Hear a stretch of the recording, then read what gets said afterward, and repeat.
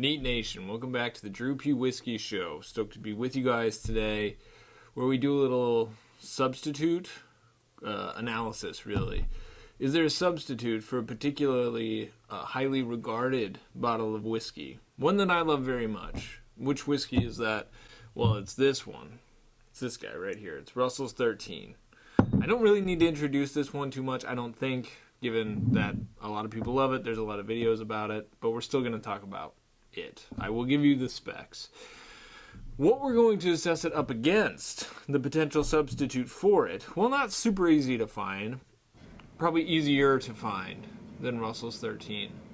If you just heard water turn on upstairs, that's because it's Saturday, shower night, get the kids cleaned up for church tomorrow. The whiskey we're assessing against Russell's 13 is Knob 12, particularly Knob 12 Cask Strength. Knob 1200 proof is fine, but it just lacks the oomph to really make it a contender against the Russell's 13. This is a very good whiskey, from my recollection. This is an extraordinary whiskey. As I bottle pop this today, which I will do, our goal is to just answer the question, is the Knob 12 cask a reasonable substitute for Russell's 13? Let's do a little background, and then we're going to get into the tasting and answer the question. Russell's 13, released 2021, like first half of the year, I think. 13-year-old wild turkey, non-chill filtered, 114.8 proof. And it's robust, it's deep, it's oaky, it's got a little funk, it's sweet, it's fruity, it's creamy, great mouthfeel. I'll throw some more notes out in a sec. And then the Knob 12 cask. I'm going to spare you with the description until we pop it. But we're talking about 12-year-old Jim Beam. As Kentucky bourbons get older, I find that they kind of go from very different products when they're younger. But as they age, they kind of settle in. Heaven Hill's hard to distinguish from Beam. Some Barton's hard to distinguish from those guys. And then I dare say some of the older Wild Turkey comes a little closer. So we're only off by 1 year. We're only off by like 5 proof points. Both Kentucky bourbons, well aged. And also both similar price points upon release. This guy, $80-ish. This guy, $80-ish.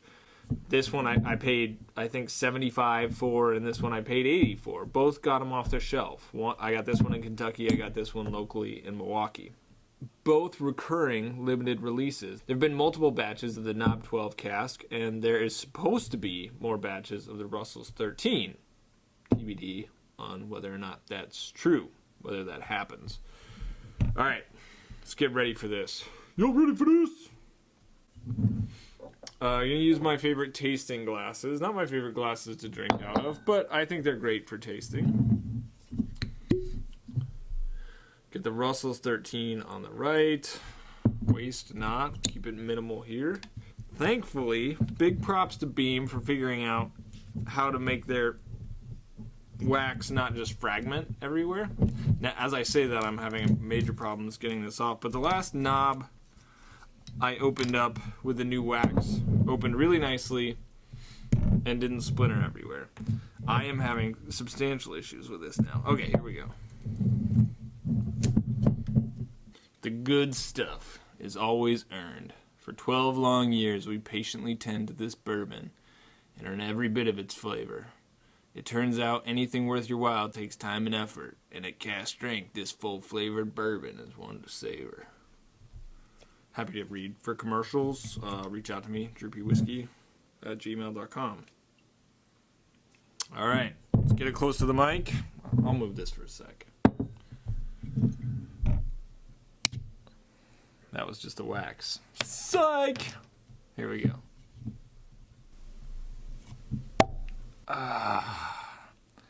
For a synthetic cork, that was a very nice, deep, resonant bottle pop. I mean, 8 out of 10. Solid form on the auditory characteristics of that bottle pop.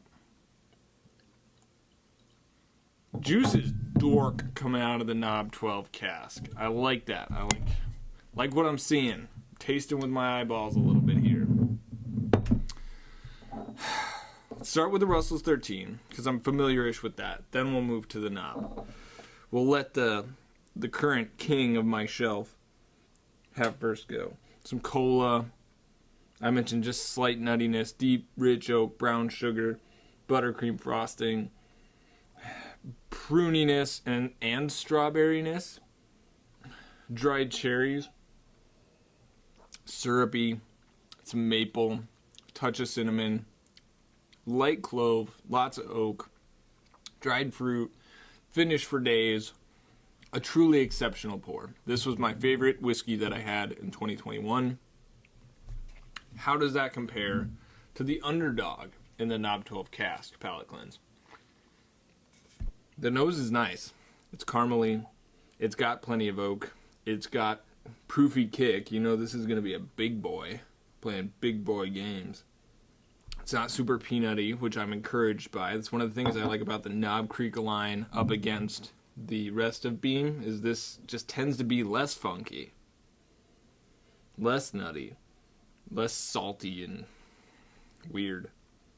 A cherry element, pronounced fruitiness that is striking and kind of in contrast to the Russell's. Russell's was there. It was dried fruit. It had some like a strawberry on the palate, but it leads with this deep brown sugar, this sweet oak. This has oak for sure, but the fruitiness is popping a little bit more. Intriguing. Very nice. Caramely sweetness too. It's like if you mix cherry caramels basically with some oak. And this one's brown sugar and oak. Love that brown sugar. When it's oaky and brown sugar, the sweetness of the oak popping, I'm vibing on that hard. And I love a fruity pour. I like it to be juicy. So let's see how this one sits on the palate. Wow. Yeah. Really, really nice. Finish is hot. But the fruitiness, it's resting on the palate. Nice and caramely. I got maple brown sugar here. This one's not quite as rich in terms of its sweetness. The juiciness, kind of an acidity, is nice and more pronounced. The oak is there to kind of bring balance. Finish is hotter on this. But this pour is also exceptional. It's not complex. Like it's not causing me to go on a journey, but it hits me with that big cherry and caramel. And then the finish is, I just wish the finish was better. I'm having a hard time pulling out more notes from this beyond delicious caramel and cherry with balanced oak and a dry finish. But I fine with that because it's very good. Going back to the Russell's nose is more reminiscent of sort of Buffalo Trace Antique Collection type quality. It's not too dissimilar from George T. Stagg. You can sniff it for days. It's not offensive. The alcohol doesn't get you, even though it's barrel proof. You just go, based on the nose, this is going to be delightful. And the richness, like I feel like I can go down into a well and sit with this one. Think about life, existence, the universe, and everything. Coming back to this one, yeah, that nose is just a little bit lighter. Just a little bit. But it's crushable, and they're not too dissimilar. Like, this is not Russell's 13. But I think it's a really good substitute. So, in my last substitute video, I stacked up Benchmark Full Proof, which is a bottom shelf product, up against Stagg Jr., and I was like, is this a good Stagg Jr. substitute? And it was not. It wasn't even close. These ones, very similar specs, very similar age statements, very similar proof, both Kentucky bourbons, and both very, very good.